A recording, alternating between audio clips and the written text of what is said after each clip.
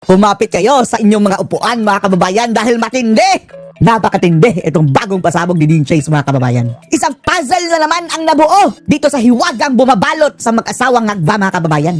Dahil sa part 2 ng testimonya mga kababayan ni Mr. T, Mr. Too Big, ay dito kinumpirma mga kababayan ang paggamit ng illegal na substance nitong mag-asawang ngagba. Aroy. Kung usaping bimbangan lang ito mga kababayan, wala tayo pakialam. Bahala kayo magdamagan kayo bangag. Pero subalit tatapwat, involved na dito ang illegal na droga daw mga kababayan eh. Another witness mga kababayan sa paggamit ng pulburon, Coca-Cola nitong mag-asawa. At dito rin mga kababayan, na-connect din ang misteryo kung ano ba talaga mga kababayan ang role nitong si Paulo Tantoco. Dahil ayon mismo dito sa testigo ni Dean Chase mga kababayan, etong si Paulo Tantoco daw ay siyang nagsisilbing parang bugaw mga kababayan para maghanap ng iba't ibang mga kliyente na gusto ng bimbangan. Basta. Oh, at ang matindi. Bonus na lang ito mga kababayan. Aside daw sa pulburon at Coca-Cola na binabatak nila, bumaha rin daw ng Viagra.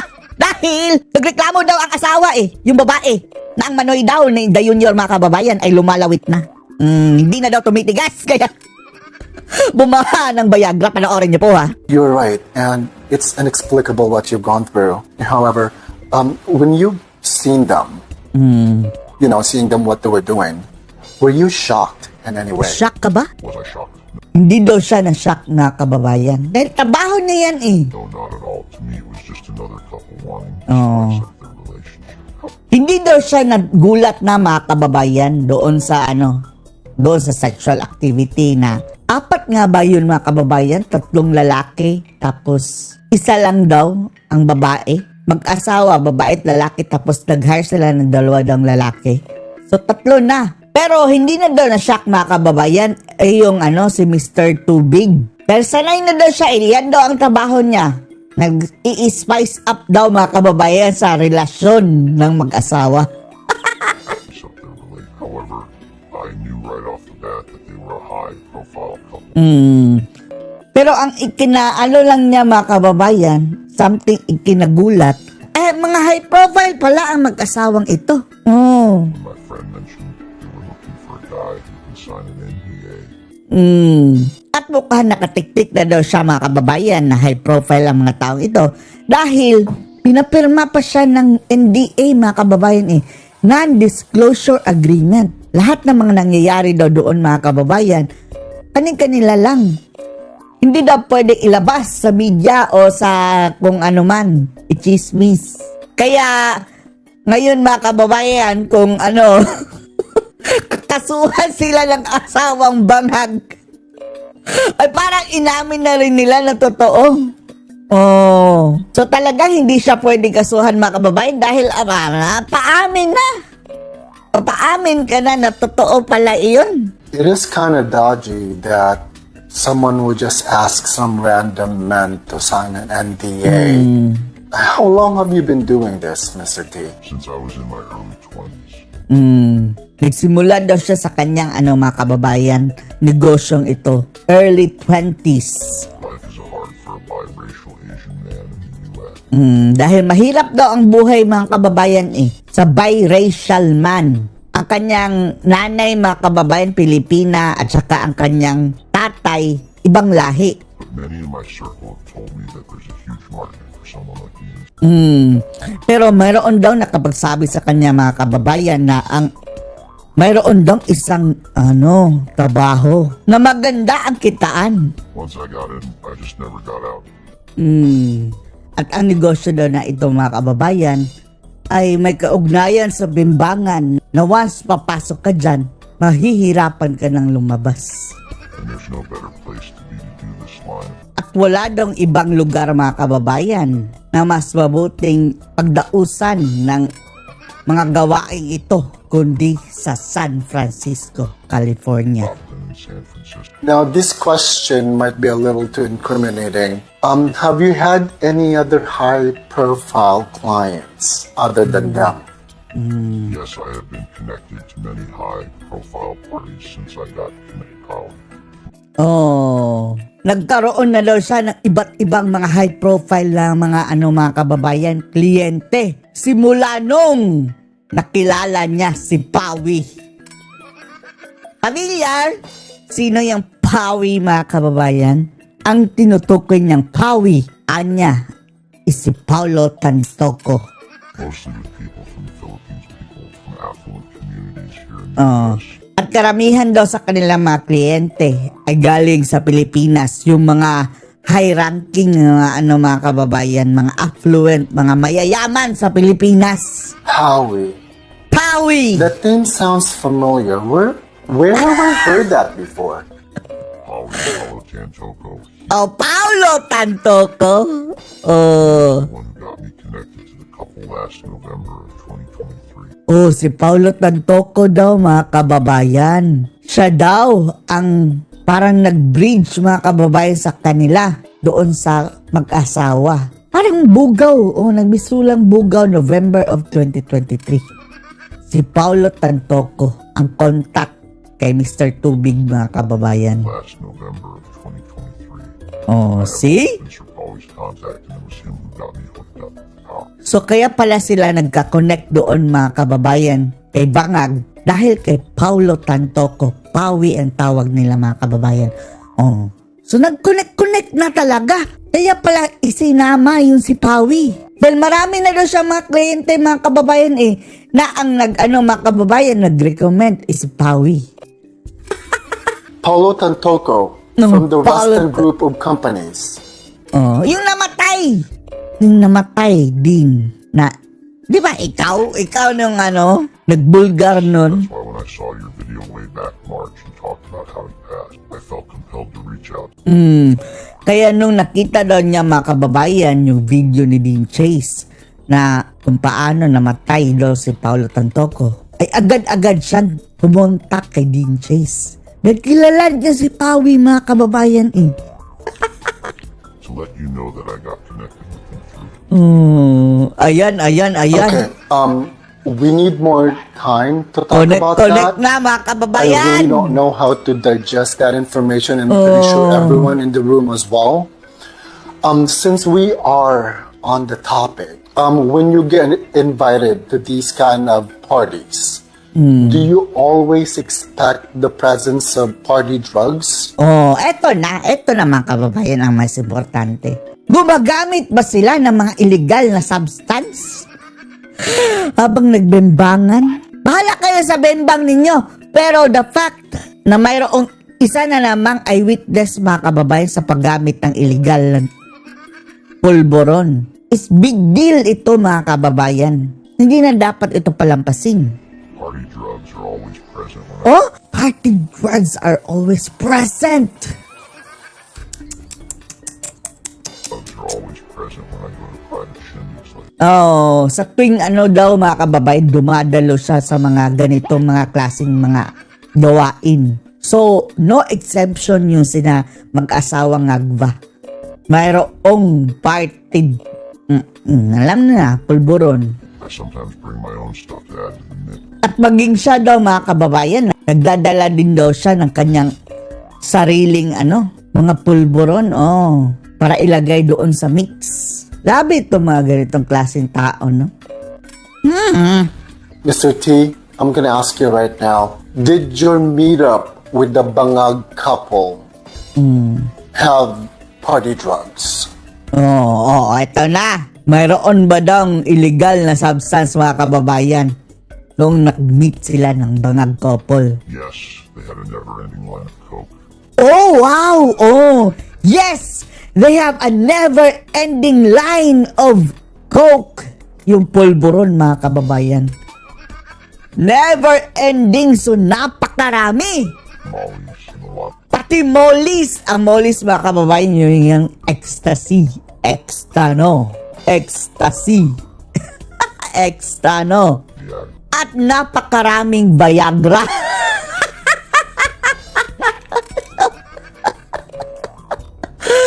Walang robos dyan. So, siya sila, mga kababayan ang Rapid Tulpo at ang Amon Tulpo, mga kababayan, robos lang. of course, that's not even the end of it. At hindi lang daw yun. Said they want to do more rounds. Gusto pa daw nila ng maraming rounds, mga kababayan. Grabe! Susulitin ang... Magkano nga ba yung binayad? 2 million? Isang tao. Viagra made sense. Oh, kaya daw maraming mga kababayan, Viagra. Viagra? Yes! Yes, the missus said he was having a hard time keeping it hard. Yes! Dahil ang sabi daw ni Mrs. mga kababayan, si Mr. daw nahirapan daw na patigasin ang kanya. Kaya pinapainom ng Viagra ni Mrs. Grabe. Grabe, hyper. Hyper pa rin. Ang palaka, mga kababayan. Diyos ko, Lord. Diyos ko, Lord. Kadiri. Oh. Para po sa ating lahat, si Dean Chase po ito. Abangan natin ang part 3 ha. Pero ito yung explanation ni Dean Chase. Malaking paumanhin po sa inyong lahat mga kababayan na kasi umiikli po kasi mga oras po namin dito na magkakataon po kaming may update nga po kayo sa mga nangyayari po dito. Uy, tuloy-tuloy mo na yan, Dean Chase. Ibulgar mo na lahat-lahat. Dahil ibulgar na niya mga kababayan, kaso na lang ang kanyang harapin mga kababayan. Dahil kung mayroon ka pang impormasyon na nalalaman mo, pwede ka patahimikin, wag naman sana. Dahil ayaw nilang mabuking mga kababayan. Samantalang kung ibulgar mo na ang iyong nalalaman, kaso na lang. Madali mong lusutan. Hindi ka na masisilensyo. Pero yun na nga po sa mga nakaraang araw, sinisigurado lang po talaga namin ang aming seguridad. Kaya ito na nga po, ito na po yung part 2 po namin. Ang sabi mga kababayan na sa kanyang building na tinutuluyan mga kababayan, parang mayroon daw na mistaken identity na ginurgur mga kababayan. Kalbo din daw. Tapos Asian din daw. Ka-feature niya mga kababayan. Convinced si Dean Chase mga kababayan na baka siya talaga ang target tapos na mistaken identity lang yung isa. Ang interview with Ayla po. Mr. T. Ibiblip po namin yon. So ito na po ang part 2 namin sa interview with Mr. T. And let me just remind everyone na nangyari May part 3 ba? po nila with Mr. T around November of 2023. Oh. So talaga swak na swak mga kababayan sa date na nagpunta doon sa Bangat. Now, chinek ko po talaga ang timeline para ma-validate po ang sinasabi po niya doon sa interview po namin. It all checks out. It was around that time po na may Festival of Light around November 2023. And it was around the same time as well na pumunta po dito ang mga world leaders sa San Francisco. World leaders At para pumunta dito mag-bending. si Bangag at si Lisa Tanas sa San Francisco for the APEC Summit. And yun na nga po, I hope na pag-usapan po natin ito kasi isa po itong malaking iskandalo po sa ating bansa. Oh, talaga? Hindi lang po naman talaga kung anong ginagawa nila, so, kung anong gusto nilang gawin behind closed doors. Pero ito na nga po. Oh, yung bimbangan nila, wala tayong pake. Oh, yung sabi na hindi na daw nagpanty. Wala tayong pake. Pero yung testimony mga kababayan na nakita niya na napakaraming mga pulburon. Another ebidensya na naman mga kababayan. Mayroon na naman tayong eyewitness sa paggamit ng pagbatak nitong mga taong ito. Kaya bakit hinahayaan hayaan na lang mga kababayan ng mga taong dapat magtanggol sa ating bayan ang ganitong mga gawain ng mga leader? Lord. Ginagamit po kasi nila ang mga pera ng mga mamamayang Pilipino. Biruin nyo, bayad po sila ng $40,000 po para sa isang tao, sa isang gabi lang. O, chicken lang yan sa kanila. Hindi sa kanila din eh. Gastos ng taong bayan. We're going to calculate that that's 2.3 million. Ang laki po niyang pera. Oh, pero kahit na kahit 1 million lang yan o 5 mil. Ang mas big deal dito talaga yung kumpirmasyon na mayroong mga illegal na substance doon mga kababayan. Nagkukumpirma lang na addict talaga. Ayaw natin ng addict na leader na papatakbo ng ating bansa. Kawawa tayo. Kaya nga mga kababayan, nagkandaleche-leche na tayo eh. Magkain na po yan ng isang baryo. Grabe, tapos hindi lang 40,000 pa. Nagbayad pa po sila ng 17,000 sa isa pang lalaki. Nagbayad pa sa Viagra. Ang dami daw. Pati pang patigas nila mga kababayan, ninakaw sa tao bayan. Ay, nato. Humingi na lang kayo ng robust, ginatulpo. Sana po, hindi po ito mamatay na issue. Pag-usapan po natin ito. Kasi nakakahiya at nakakasuka. Ayan na mga kababayan. Damay na this. Nandamay na si Dean Chase. Dahil mga kababayan, sinabihan siya Sinabihan mga kababayan na Fake news daw yung ano, sinasabi niyang Mr. Tubig. Oo, gayong andun, mayroon naman siyang video mga kababayan. Pero ayaw pa rin maniwala nila mga kababayan na gawa-gawa lang daw ito ni Dean Chase. Ayun mga kababayan, naglabas ng ebidensya mismo si Dean Chase. At sa pagkakataong ito mga kababayan, screenshot lang pa mismo ha, ng video. Mahaba daw yung video mga kababayan, pero screenshot lang na patunay mga kababayan na totoo ang sinasabi nito. At sa screenshot mga kababayan, dito pinakita ni Dean Chase yung sinasabi niyang si Lisa na walang bra at walang panty mga kababayan. Nag-burlesque, burlesque queen. At bagamat mga kababayan, tinakpan ni Dean Chase, parang sinensor niya mga kababayan, etong litratong ito Pero pansinin nyo, ang mga litrato sa baba, mga kababayan, yung thumbnail, sa film strip, mga kababayan, andun, kitang-kita, mga kababayan. Zoom in. Tingnan ninyo doon sa page sa Dean Chase, mga kababayan, sa Facebook. I-follow nyo na rin, mga kababayan. At i-save yung video. Hindi pala, yung screenshot lang, mga kababayan. At i-zoom ninyo, makikita nyo ang itsura ni Admiral. Ay, Diyos ko Lord. Umpisa pa lang ng taon mga kababayan, mukhang isang buong taon tayong mawawalan ng gana.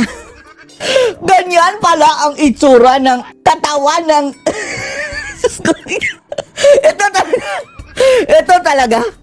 Maraming papayat nito Dean Chase. Maraming papayat dito dahil mawawalan ka talaga ng gana mga kababayan dahil andun talaga. Yung katawan, match na match talaga mga kababayan. Yung itsura, ganun talaga. At pansinin nyo yung mga balikat mga kababayan na mapapayat na balikat tapos mataba ang katawan. Andun talaga. Skolard! At ating in-screenshot ito mga kababayan at nilagyan natin ng kulay. Dahil naka-black and white mga kababayan Ito yung nasa baba. Tingnan nyo ito mga kababayan Diba mayroong film strip dyan, parang preview mga kababayan sa video. Ito yun. Yan mga kababayan. Huwag na lang natin i-full body ha, pero pasilip lang, ganyan. Zoom in ninyo. Hindi masyadong makita ang mga kababayan yung itsura dahil parang film strip lang yan mga kababayan Tapos, ang next, eto, ayan na. Oy, wala yan ha. Dinakpan natin ng pula mga kababayan. Basta. Ayan. Tapos, sa bandang doon mga kababayan, may ulo. Ito yung sinasabi niyang ulo na yung husband daw mga kababayan na nagmumukbang ng tubig. Tapos ito pa, harap-harapan na talaga mga kababayan. Kitang-kita ang mukha. At tingnan nyo ang mga balikat mga kababayan. Basta, ang mga, di ba? Unique ang katawan ni Admiral dahil ang hahaba ng mga kamay mga kababayan. Ewan lang natin bakit na-stretch iyon. Hindi proportional sa kanyang height. Huwag na natin ipakita mga kababayan ha dahil baka mag-disgrasya tayo dito. And then eto, isa sa film strip na naman mga kababayan. I-zoom in doon natin ang itsura ha. Paano ba to? Sige. Paliitin na muna natin. Yung mukha lang mga kababayan. Pero, kaya nagkaganyan ang itsura niyan mga kababayan dahil, parang, thumbnail lang yan mga kababayan sa babae. Pero kung i-play mo yan, dito sa malaking screen dito mga kababayan, kitang-kita ang itsura ni Madam. Di umano ha? Apparently. Allegedly. Ito pang isa. Dito mga kababayan, tinakpan lang natin yan ha. Ang kamay.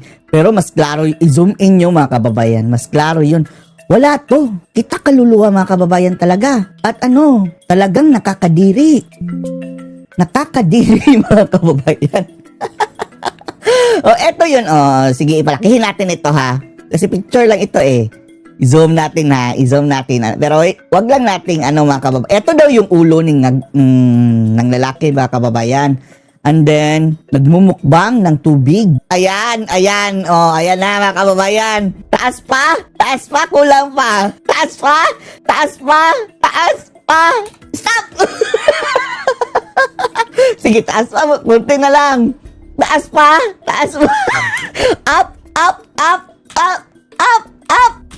Wag na. Madisgrasya tayo dyan mga kababayan.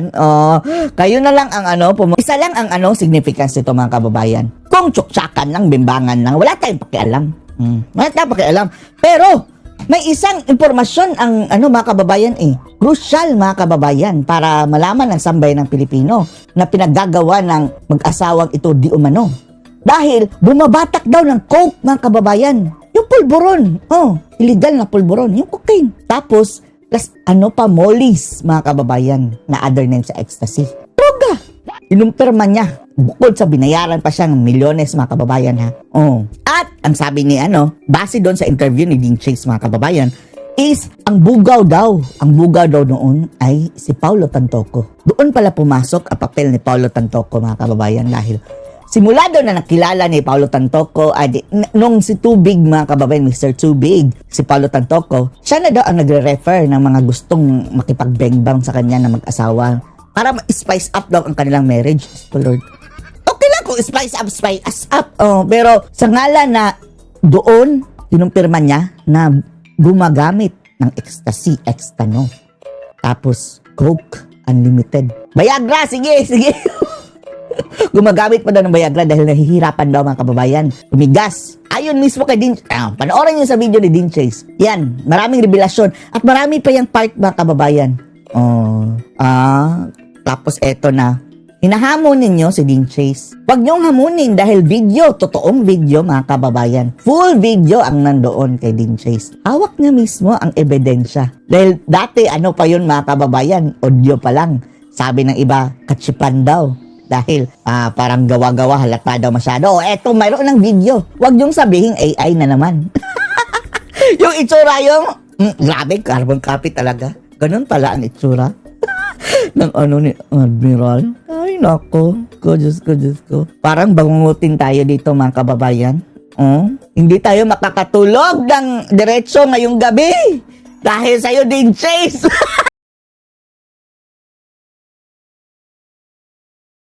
Kami ang boses ng masa, hindi natatakot. Katotohanan lang, di kami nalulunod. Walang bahid ng sismis, lahat ay totoo. Kahit sino ka pa, pag mali ka babanatan ka. Walang pinipili kulay, wala kaming kinikilingan. Basta para sa bayan, kami lalaban. Pagdama palakpakan, pag mali banatan. Di matitinag, di matatakot, para sa bayan tuloy ang sigaw. Sa harap ng kamera, walang halong takot. Mga baluktot, lahat kayo'y tutumba. Ang hustisya at totoo, yun lang ang mahalaga. Kahit sinong harang, di kami matitinag. Walang pinipiling kulay, wala kaming kinikilingan. Basta para sa bayan, kami lalaban. Pagtama palakpakan, pag mali banatan. Di matitinag, di matatakot, para sa bayan tuloy ang sigaw. Kung nasa tama ka, ikaw ay aming kasama. Pero pag mali ka, handa ka na bang mabasag? Banateros kami, walang inuurungan. Dahil bayan muna, bago ang sarili.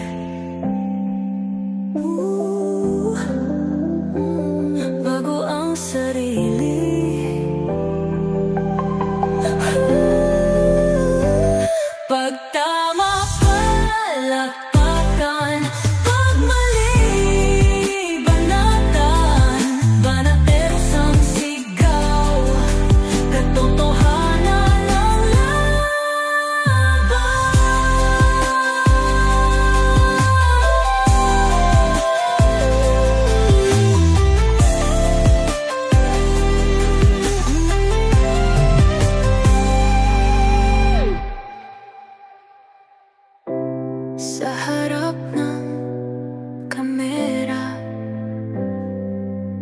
walang halong